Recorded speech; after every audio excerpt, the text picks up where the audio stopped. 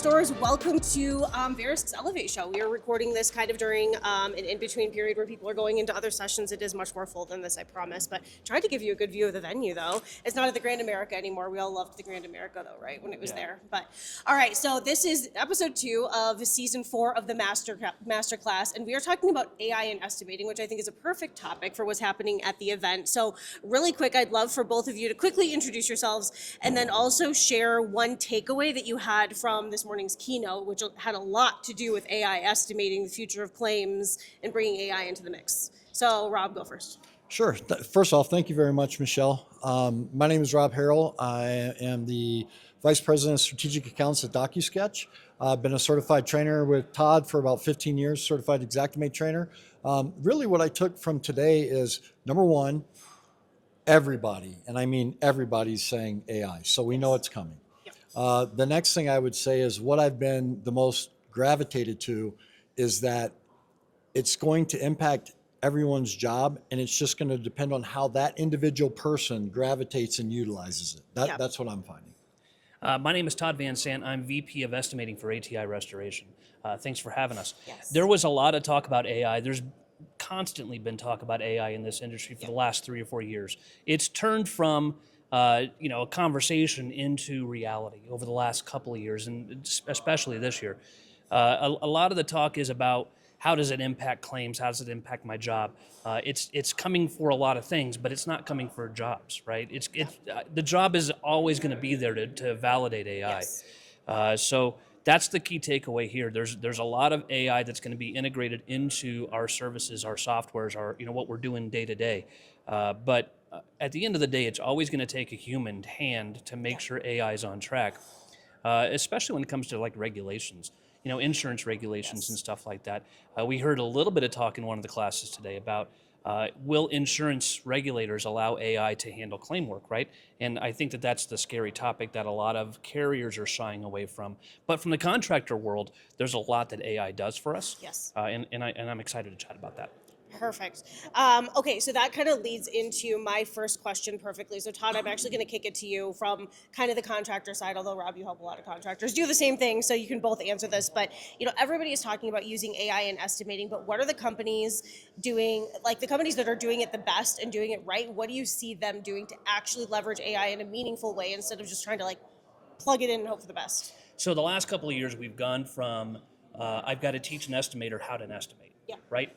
So it's been teaching classes. Rob and I have been teaching Xactimate classes for years. How to search for a line item, how to do your job. And we've iterated from that into Exact Expert, which is, I think, a solid middle ground between do your work and allow us to help you do your work to we will help you do your job. So we've graduated from there to here.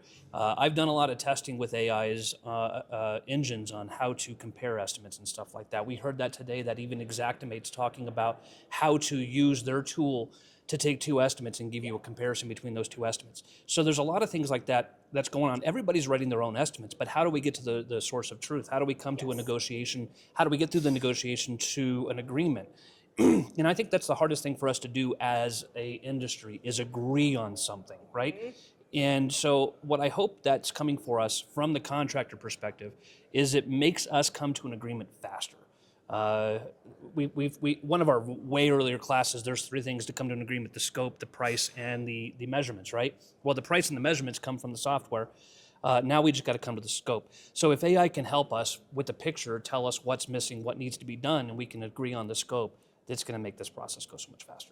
Yeah, absolutely. Rob, I literally just want to add one thing, because I'm in the R&D business, and people think that's research and development. It's not. It's rip and duplicate. So what I mean is, when we find something that works very well, we use it. So I'm going to rip and duplicate something that Todd has said about some of these tools. Specifically, Todd said, can you imagine, Rob, when we were coming into the business, and I'm going to use Todd as the example. He's the best commercial large loss estimator I know. Can you imagine having 100 years of expertise sitting on your shoulder, helping you navigate or guide your way through this estimate? And for all those new estimators out there, I would have loved back in our early days to have had a tool that would have really helped guide me or push me through or get me accurate and technically sound as fast as possible. Yeah. Yeah, perfect. Okay, so Rob, we'll stick with you then. So where in the estimating process is AI helping genuinely save time, and where is time kind of getting lost in it? And I know you have some stats can get into at some point. The like, how much are people actually adopting it and are ready to adopt it, and how much is there still like this? I have no flippin' idea what we're doing with this. So Big question. no, it's a phenomenal question, and I always come back to it, and I use the aviation industry. Okay. Let me explain what I mean by the aviation industry. There's a certain thing out there and it's called autopilot, and it's amazing. It works great. However, we have to have a pilot take the plane off. We have to have a pilot to land the plane. And then when there's turbulence, we have to come off of autopilot. So your question was, how can it really help?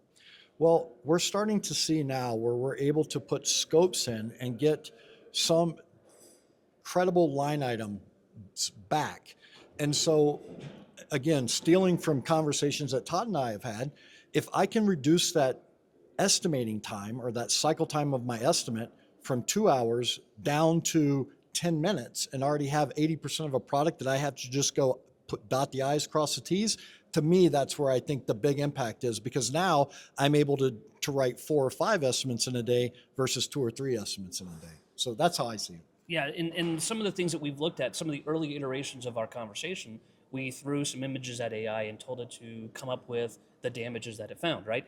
And it really screwed up. It didn't know what it was doing, right? So it was only right like a single-digit percentage. It was hallucinating on line item names. It came up with cat selector codes that didn't even exist, right? Yep. It tried, but to an experienced estimator, that's enough to get you there.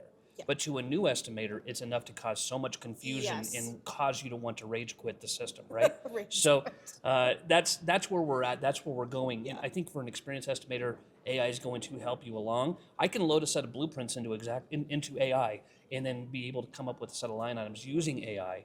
But that's the skill set that is developed versus a new guy who's, it's swimming in misinformation, right? Yes. Okay, so that leads right into my next question of what mistakes are being made when you're trying to add AI into the workflow. Yeah, so one of the biggest mistakes is trusting AI, right? So the first thing you got to do with AI is just instantly don't trust it, right? Yeah.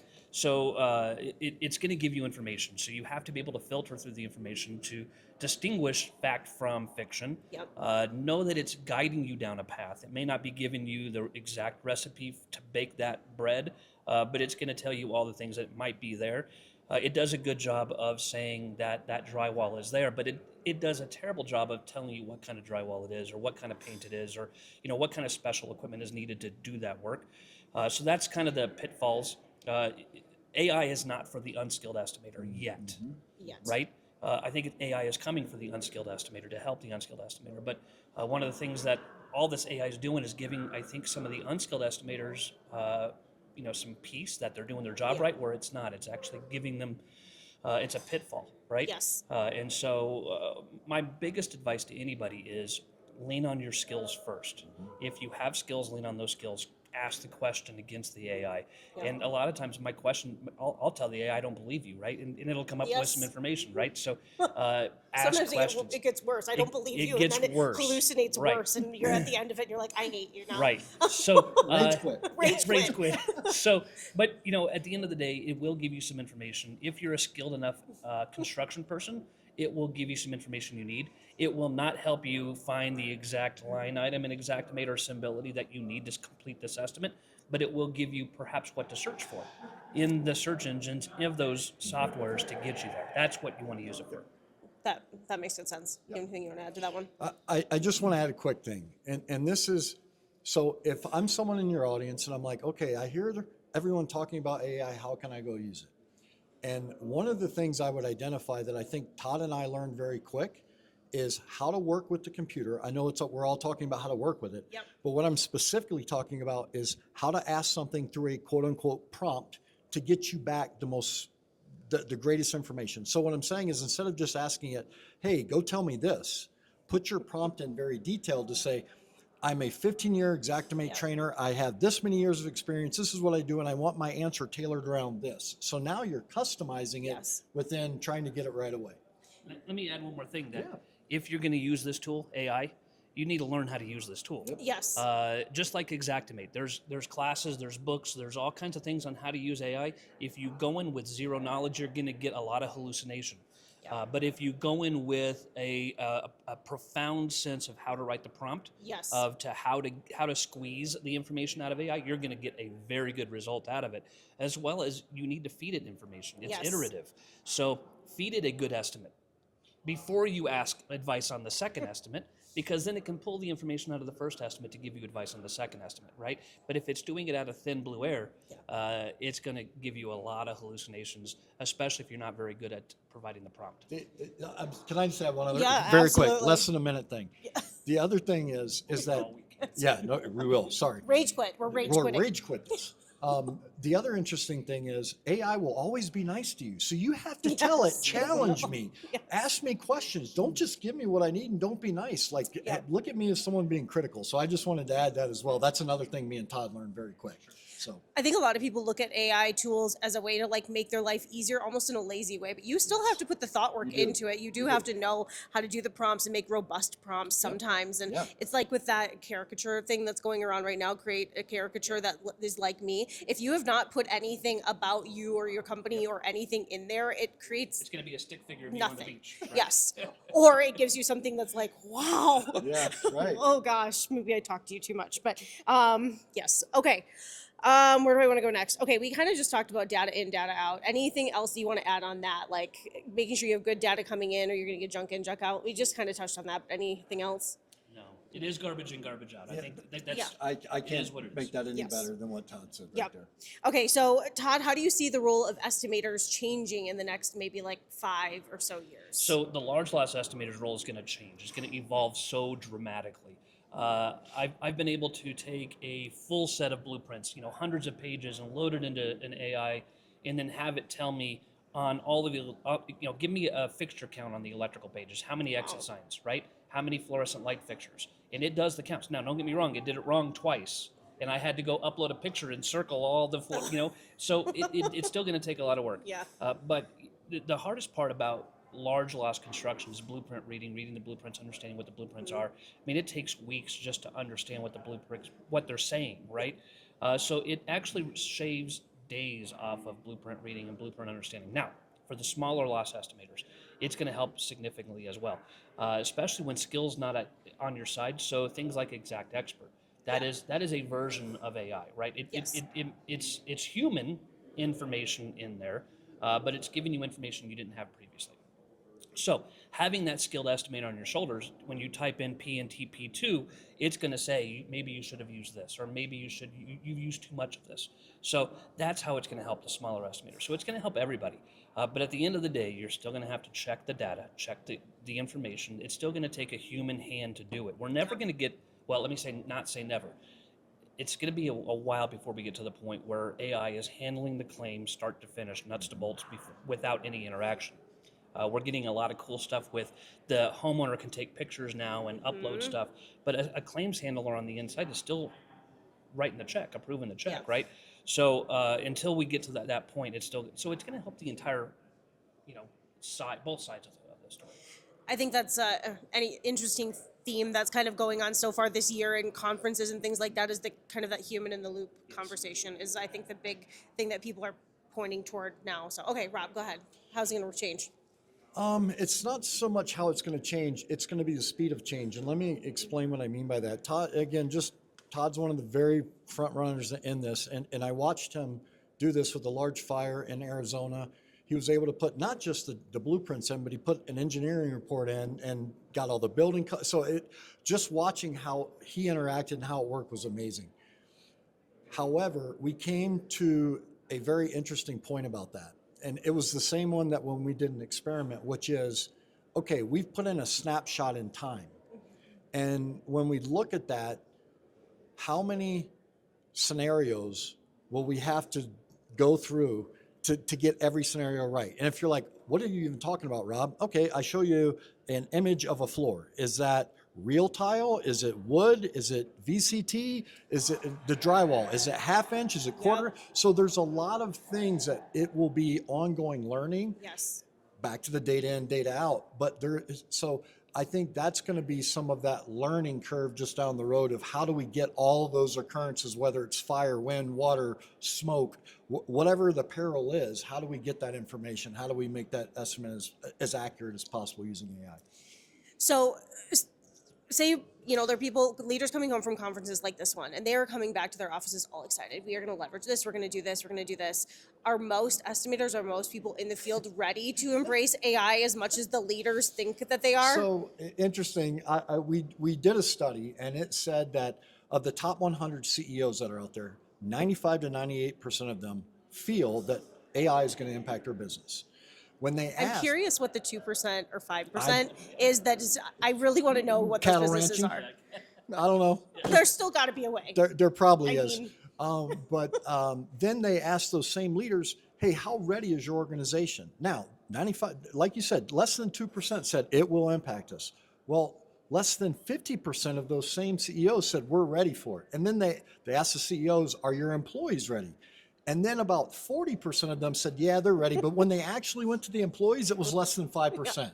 So I think at the top, while there's excitement, while there's enthusiasm, it may not be as, I would say, ready for the employees to gravitate or build to. So Yeah, I like to think that a lot of people say they're ready, because they think it's sexy. It's something that's coming up and coming, right? Yeah. But when they get in there and they start asking questions of AI and they don't know how to ask those prompts that squeeze the information out, they become frustrated, especially for entry-level people who go in and just start asking some questions. Hey, how do I paint this wall, right? It doesn't know what wall you're talking about. It doesn't. You have to ask the right prompt, right? So I think the thought leaders in our industry, they're ready for it. They've been thinking about this for a while. They're mentally prepared for this, but they haven't trained their teams on how to use it yet. And so that's what's coming next is the CTOs of these companies teaching their teams how to use this AI. There are some partners in this industry like Know-How and the like that are starting to make industry available AI that you can use, that the novice can use. You can ask a question. What is the code for this area, or what is this for that? And their AI system returns information. So, and they're training their software around Xactimate and around Symbility, around a lot of services like even DocuSketch, where I can go in and ask, how do I DocuSketch a room? And it's going to give me an answer because DocuSketch has helped train that AI to provide the response. So that's where we're at. I think we're at the point where we have to have educated AI systems, such as Know-How, that has the prompts already built into it. That way, the base level users can go in and ask simple prompts and get simple answers out of it. That makes good sense. That was a good reference point and good actionable things where people are like, well, I don't know how to train my people, or I don't have a CTO. If it's more, mid-level company, they may not have somebody like that on their team. So perfect. Anything you want to add to that one? Just super quick. So while at the top they're all thinking about it, I think the people in the trenches are just trying to survive the day. Yes. How do I return the phone Yes. call? How do I get in front of, how do I explain this claim settlement? How do I get this material over to a job site? When we start gravitating and impacting and shifting those individuals on the front line, that's when I think it'll really make the difference. And it's coming. It's definitely coming. Yes. So Okay. Perfect. Okay, so from a carrier and compliance standpoint, what do contractors need to be thinking about when we're looking at AI-assisted estimates? I know that you kind of touched on that at the beginning, Todd, but that there's concern here where we start getting AI involved in some compliance issues. And I even was having a conversation with a restorer yesterday about personal property and how that maybe is going to evolve and what can be included, like photos of my kids that are on the mantle. And then does that become an issue? And that's way a rabbit hole that we don't have to go down just yet. But where does carrier compliance come into this? Anything that restorers need to be aware of? Yeah, so I'll tell you right now, ATI is not sitting on the fence on this. So XactExpert is a rules engine that is kind of like AI adjacent. It sits in Xactimate and it helps us day to day. We have taken the carrier rules, the managed repair program rules, and we've loaded them into XactExpert so that we have an upper hand when it comes to complying with these rules. So if USAA doesn't want to see PNTSP, they want to see PNTP2.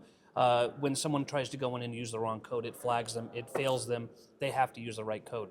So that's where we just left a class talking about with CDRN and Watley talking about how they've built their rules. So these carrier-forced rules in the system is going to get us there until the point of the AI starts to be able to read these managed repair guidelines. So as a company, ATI is investing into these rules. I think we have 7 or 8 different carriers already in our rule set, thousands of rules on these carriers. So that's where ATI is taking the upper hand, and I know a lot of other restorers are doing the same thing with their rules because it's the right thing to do. Yeah. It keeps it rather than training my field, thousands of estimators how to do it right. I can make a rule that forces them to do it right. Right. That's the easier way to do it. So I think it was said in the class upstairs, when you're bowling, it's easy to get it down the lane, but if you put bumpers in the gullies, you'll get it down the lane 100% of the time. Right. Yep. So these rules are the bumpers in the gutters to allow us to hit these pins more often. That's a great analogy. I was bowling with my kids the other day, and we had the bumpers up, and I was like, man, if the bumpers are there, I can't even bowl a 50. I'm a terrible bowler. Yeah. But then my 6-year-old's out there, like, getting, like, I don't know, like close to 100. I'm like, what? I don't know. Anyway, Rob, okay, any take on the carrier compliance aspect? So I kind of fall into the camp of you write an accurate, technically sound estimate, but then we take it a step further and we say, hey, there's estimating guidelines or SLAs that people want to write a compliant estimate. I think back to the days before any rules engine, and what I would say is typically the only way that was the communication was either email or phone. And when I was an adjuster, I was usually on an inspection. When I was a contractor, I was at the material yard or something. I'd have to flush it to voicemail. It would just prolong that cycle time. And who got hurt? The policyholder, because they weren't getting their property taken care of. They weren't getting indemnified with a check. So I look at I would call it, I know Watley uses the word friction, which is exactly right. How do we reduce that friction? And if we can use a tool to say, let's save a phone call, let's save an email, and let's get this policyholder back to pre-loss condition with an accurate, technically sound estimate with the least amount of communication going back and forth, I think that's one of the other intrinsic goals of utilizing these tools. It's a win-win-win. Win-win. Exactly. Win-win-win. The trifecta, the bifurcated win. The bifurcation. It's a Watley word. Watleyism. No one's rage quitting. That's what I'm taking away from this. I might call the episode no rage quitting. No rage quitting. Overestimating. No rage quitting. I might. Okay, really quick kind of rapid fire finishing up here. One thing that excites you and one thing that scares you about AI coming into the estimating space. Oh, so the excitement is how much stronger it's going to make our estimating game and how much faster we're going to be able to indemnify the insured. Everybody indemnifying the insured. Our goal, our joint goal across the entire industry is to get the insured indemnified, right? And to build their house back to the way it was. So that's the excitement, is the speed of it all. The scary thing is the work it's going to take to get there. The amount of trading that it's going to take, these systems and the government regulations that are going to be involved to get this stuff working. There's a lot of work between here and that zero friction system. Yep. And the amount of work that's required. There's going to be companies that rise and fall over the course of this arc, and that's the scary part of this is the amount of work that's required and the government regulation that's going to be required. Yes. So exciting. The capabilities is unlimited. I watch what I would consider the most skilled estimator utilize a tool and make him that much sharper. So I'm making a sharpshooter shoot through the same bullet hole. And so that's what's exciting about it. When I look at like what kind of scares me, it's, wow, that's a lot of absolute power to give to someone. So we really have to make sure we're watching the machine in order to make sure it's calibrated and working as I think we intended it to. Yeah, perfect. All right, gentlemen. Well, thank you so much. This was a great episode. I appreciate you being here, and I hope you enjoy the rest of the conference. Thank you very much, Michelle. Thanks for having us.